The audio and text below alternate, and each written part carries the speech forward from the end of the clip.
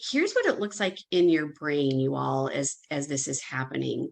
So there's a kind of a simple model that Dan Siegel had come up with, kind of a hand model of the brain. And I love using it as a really good reminder of how I can get to that place of rest and digest.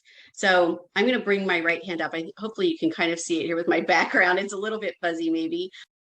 And you can certainly do it if you want with me or not, but just an easy reminder. So if you think of the brain, this is a very simplistic way, but if you think of kind of the bottom of your palm here as the brain stem, right? So right back here, connected to the spinal cord. So a lot of very introductory communication that happens on our body happens here in the brain stem. If you look at your thumb and if you fold your thumb in, and if you think of the thumb as what we call the limbic system area of the brain. So from an evolutionary stance, the limbic system is the oldest part of our brain. The amygdala is housed in the limbic system. And we often hear the amygdala connected to things like emotion, right? This is where our initial reactions and emotions come from and are connected here to the amygdala. Now, if you fold the rest of your hand over, and if you think of this area here as this is a lot of what we call the gray matter, right? This is that covering of the brain. And right here across your knuckles being the prefrontal cortex. Now, the thing is with your hand closed, you feel a connection, right, between these top fingers and your thumb.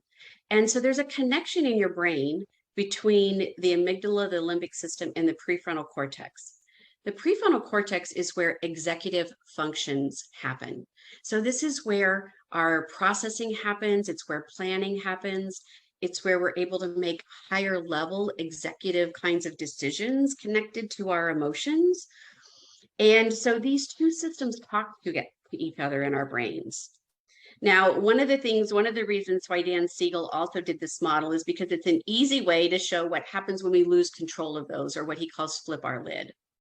Right? So when we have those moments where we get caught in fight, flight, or freeze, if you've ever said something in the heat of the moment you wish you wouldn't have said, if you accidentally sent that email you wished you wouldn't have sent, or did something that you later regretted, you probably had one of those moments where you lost the connection here.